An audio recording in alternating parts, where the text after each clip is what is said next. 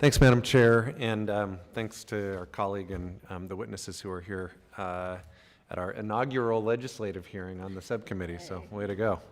I think I'm excited about the three bills that we're taking up today. I think taken collectively, they bring us closer to the subcommittee's mission of making Congress work better for the American people. Each one of these bills harkens back to a problem that we identified on the ModCom. The Modernizing the Congressional Research Service's Access to Data Act speaks to Recommendation 33, which states that congressional support agencies should report on challenges and potential solutions for accessing federal data.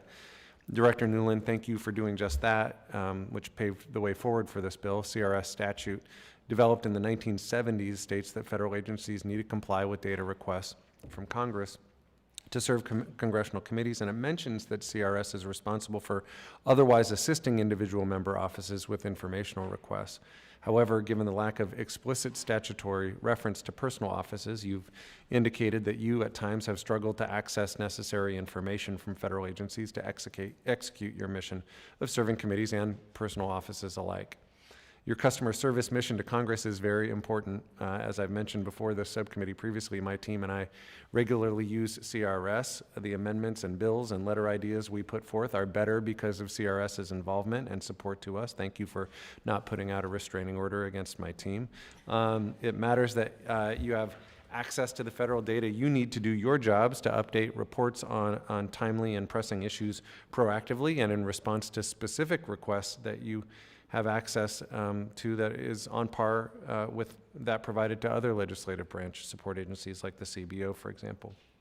So I am a proud co-sponsor of HR 7592 to this end and look forward to hearing your testimony on that and that of the second panel. Speaking of further select committee recs that remain open and we'll touch on today, Recommendation 140 states that congressional committees, including this one, should examine support agency authorities and determine if they need to be updated. Thank you again, Director Newland, for bringing the Conan issue to our attention in the spirit. You know, this is about saving money. This is about making sure that there's continued access for information. The American people can receive better information online, and we can save valuable CRS staff capacity and time and taxpayer dollars. Again, proud to co-sponsor that bill as well. And then finally, want to mention the Congressional Evidence-Based Policymaking Resolution.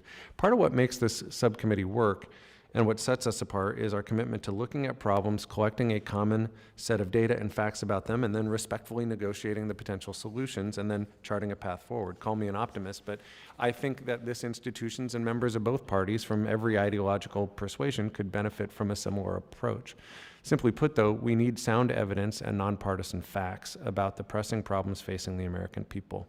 That would allow us to better design policies, to measure their impact, to conduct oversight, and ultimately to improve outcomes for the American people. The Select Committee on the Modernization of Congress proposed the establishment of a bipartisan, bicameral Commission on Evidence-Based Policymaking to facilitate this, which would be accomplished by this bill.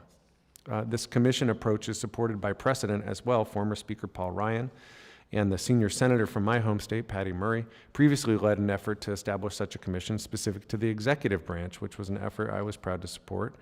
That commission effort cleared the House under suspension of the rules and the Senate on unanimous consent. It was signed into law in 2016. It was signed into law by President Obama, and the recommendations that stemmed from the commission were turned into overwhelmingly bipartisan changes from the Foundations for Evidence-Based Policymaking Act, which was signed into law in 2019 by former President Trump.